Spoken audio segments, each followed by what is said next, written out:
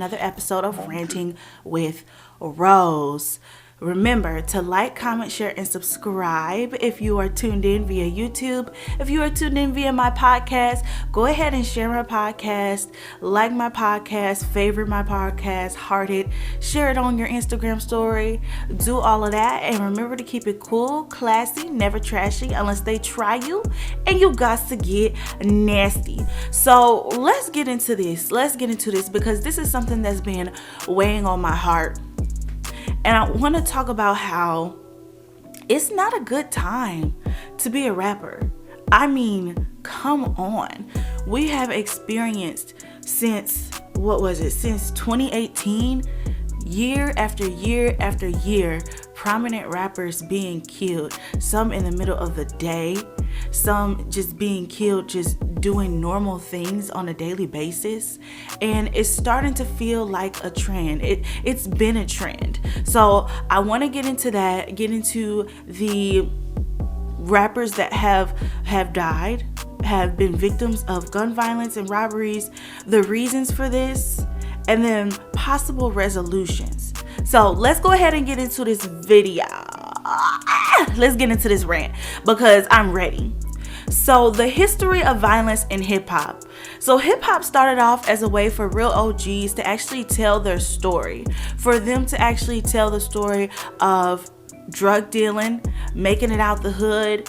And it wasn't so much to sensationalize it or to glorify it. It was more so as a way for them to make it out of the hood. It was their only way of making it out of the hood other than drug dealing and gangbanging.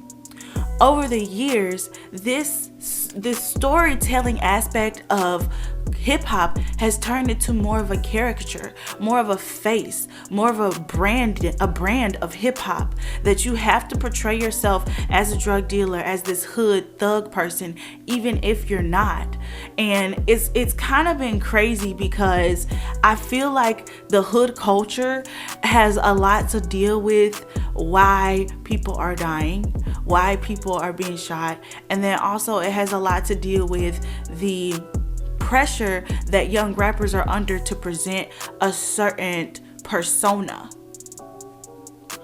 Over the years, we're seeing a trend of rappers being shot and killed under the age of 40, sometimes even under the age of 30, in their 20s.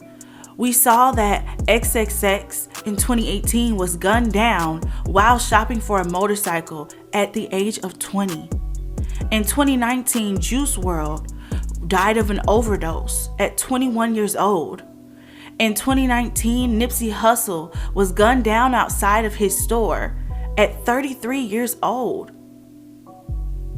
In 2021, Young Dolph was shot at a bakery at 36 years old. In 2020, Pop Smoke died after a home invasion at 20 years old.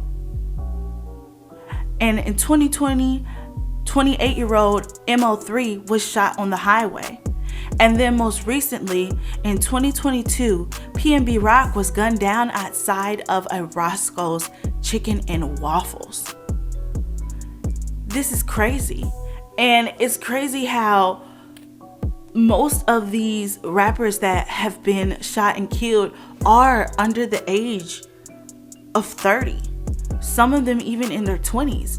And it's like, once you sign a record deal to be a rapper, are you also signing your death certificate? What is the reason? What are the reasons for this? What is happening?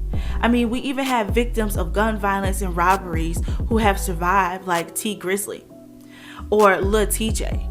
And then we go back, we praise people that have glorified hood culture, that have glorified being in the hood, being in the streets, and we praise them for surviving being shot. And wow, surviving a fatal shooting and a traumatic experience is definitely amazing and wonderful, we should not glorify people for surviving violence that other people have not survived. We shouldn't glorify people that have been in the streets, that have been glorifying a hood lifestyle. It kind of just makes it seem like we're giving them a badge of honor. Like, no, we should be telling them, okay, we're happy you survived, but you need to get it together. This is not okay. You need to get it together.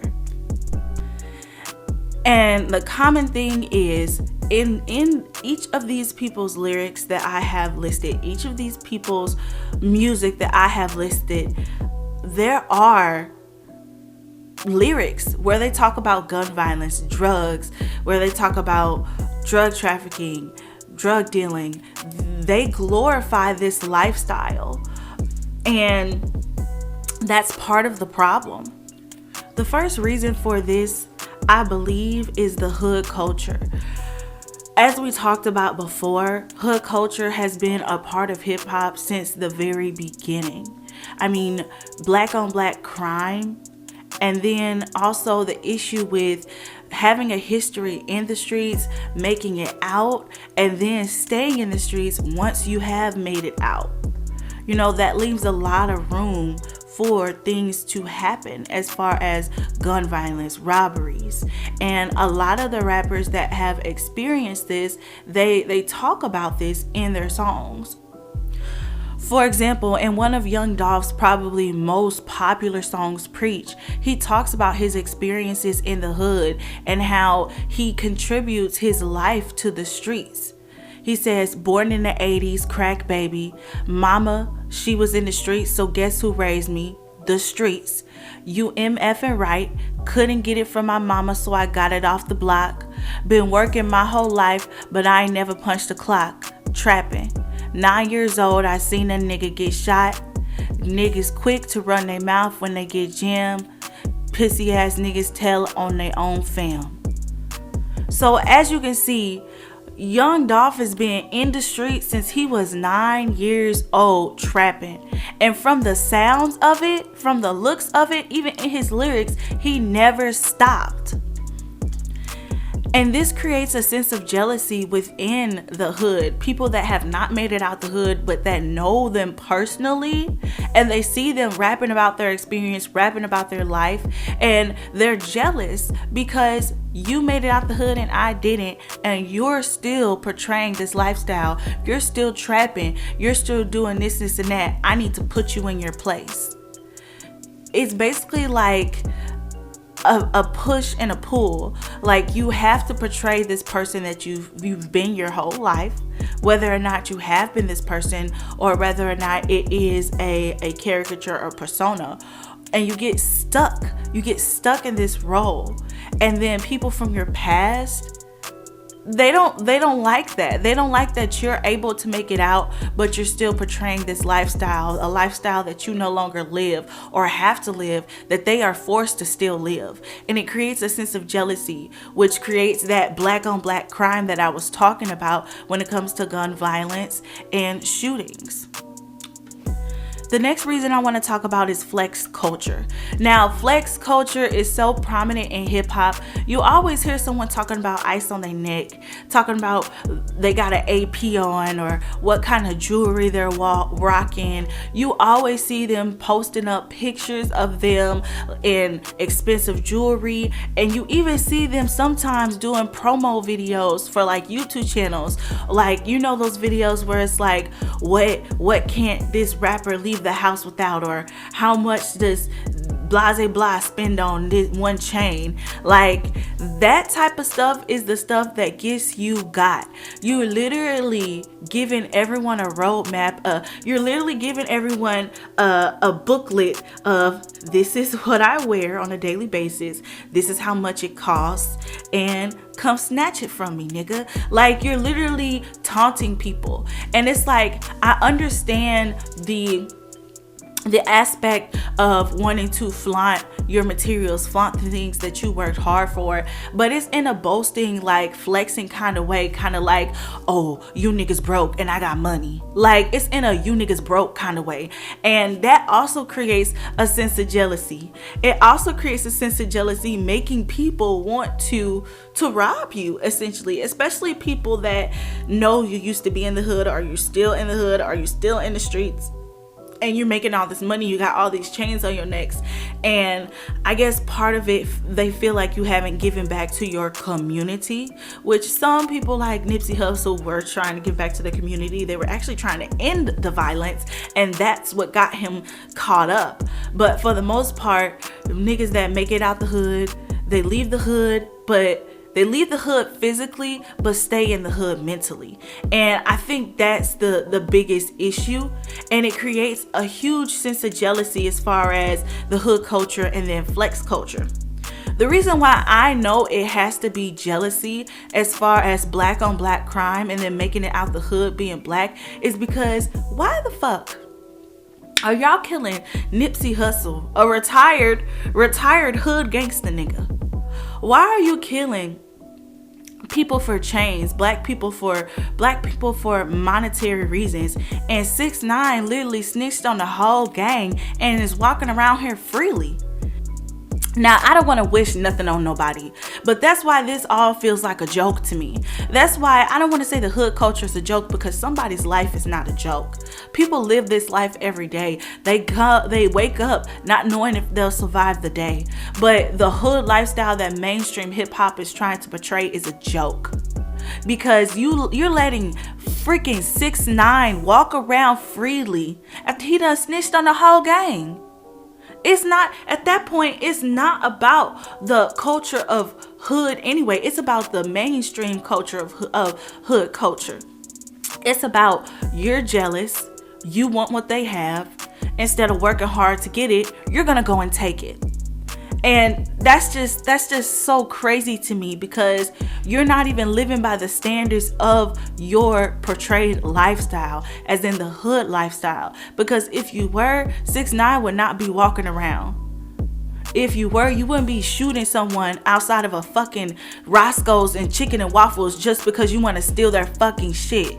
You're not a real gangster. You're a coward. You're a coward. You're someone that doesn't want to work hard for the things that they want in life, so you're going to go and take it.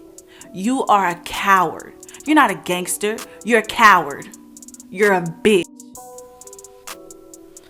And XXX says it best in his song Riot. He says, you ever seen a nigga hung with a gold chain? I'd rather sing about the same things that we claim. Such is a bashful, but niggas like a task force. Mobbing on the streets and robbing stores in ski masks, bruh. Niggas ask for peace and a riot, then bring violence. Cause it's a game of cat and mouse, and you gon' bleed silent. What's the justice in saying fuck it and grab the pump? Then kill a woman with many children, makes you a chump. Look in all the stores you reckon, nigga, I reckon. Think about the people who own it for a second. I know you got your problems, but brother, they got theirs. So my interpretation of this is him talking about how people are jealous, how people want what you have, how people will kill someone over a gold chain, over money, over jewelry, and that makes you a bitch. Says it makes you a chump, and you are looking at me in jealousy, and you're upset that I have these things, but you're not even looking at the people that own this stuff. It's owned and governed by white people. So we're going around, we're killing each other for things that we don't even necessarily have ownership of. For things that if it was up to white people, we wouldn't even be able to grasp. And it's pretty crazy, because he knew and he understand. He's like, how you gonna ask for peace in a riot? It's like, how you gonna ask for peace when you are the one causing the injustice? How are you going to ask for justice when we are the ones causing the injustice? How are black people going to ask for justice when we portray so much injustice ourselves. It's like, I understand it's a different type of injustice, but it all starts at home. It all starts with us. And then going back to the gun violence aspect of it, according to everytimeresearch.org, 30 Black Americans are killed by guns, and more than 110 experience non-fatal injuries daily. And Black Americans make up 68% of homicide victims. 68%. I want you to hear that. 68% of homicide victims are Black Americans. 68%. And I would say that we need some type of gun regulation laws, some type of something, but that's not gonna stop anyone. You made drugs illegal, they figured out how to get it. You make guns illegal, they'll figure out how to get it. I feel like it starts at home. It starts in the home. The mentality. It starts with raising children and children of a younger generation to think different, to operate different. It's going to take so much to make a change, to the point where it's almost impossible to at this point. And it's so sad. It's awful. It's one thing to be Black. It's another thing to be Black and rich. And I understand that a lot of the times when you're Black and rich, it creates a lot of jealousy within the community. And we have to stop that. We have to start praising people, and we have to start being thankful and gracious with people that were able to make it out, that were able to do the things that they wanted to do in life. And we should look at them and we should say, okay, that's going to be me. I see that they can do it, so I can do it too. Instead of being so jealous and so angry and so hateful. The flex culture, the hood culture, the Black on Black crime, the gun violence, and wrapping this up into being famous.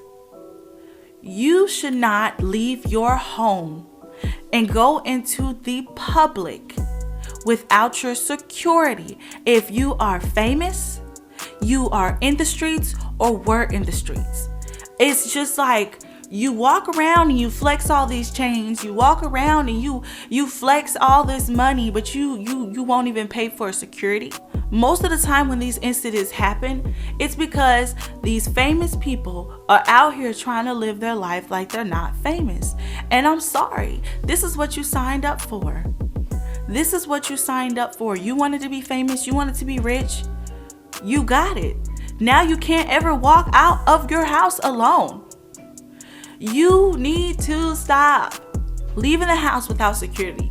Stop posting your location while you're still there.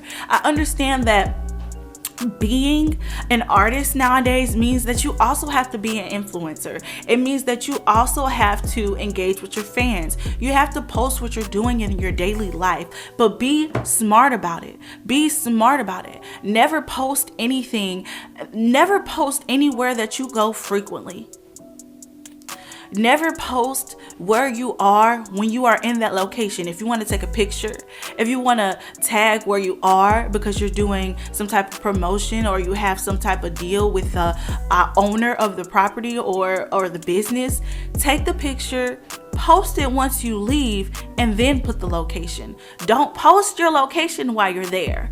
And even that can't take away from the fact that you are famous. If people recognize you, they're going to take pictures of you. They're going to take videos of you. Especially we're in the age and the culture where our phones, we literally take pictures and videos of everything. So they're going to post your location. So you shouldn't leave the house without security at all. At all, period. Point blank, period. So overall, I know this is going to be an ongoing problem in the music industry because it's an ongoing problem in our communities. And I myself would be a hypocrite if I spoke on the hood culture and I didn't explain that no, I necessarily did not grow up in the hood. I didn't grow up with that type of that type of lifestyle. I didn't grow up waking up not knowing if I would be alive the next day, happen to trap, happen to sell drugs to live. But it seeped into the suburban culture of Black people as well. People that I grew up with have been shot and killed because of drug violence, gun violence. And I've experienced the same things being from the suburbs, being in an environment where my parents tried to make it better for me. So the experiences they had living in the hood, I didn't have. And I still had those experiences, losing people getting shot, people dying because of this mainstream culture of hood culture seeping in to our culture as Black people as a whole. And it really starts there. We cannot address the problem in the music industry until we address the problem in Black culture as a whole. And we have to start by reprogramming our minds, reprogramming our brains to stop thinking in such violent ways, to stop thinking in this hood mentality. Because for the most part, my generation, the people that I've grown up with, didn't have to struggle, didn't have to sell drugs, didn't have to be in the streets, but they still were. And it's crazy. And I know that it would be ignorant of me to say that there are not still people struggling in the hood, because there are. But we all have a choice in life. We can choose our path in life. We can choose what we do and what we don't do, and we make the decisions. We make the choices. And we have to learn how to teach our children and the younger generation that is coming up how to make better choices as Black people. So overall, I thank you for tuning in to this episode of Ranting with Rose. Remember to like, comment, share, and subscribe. Keep it cool, classy, never trashy unless they try you and you got to get nasty. And I'm out.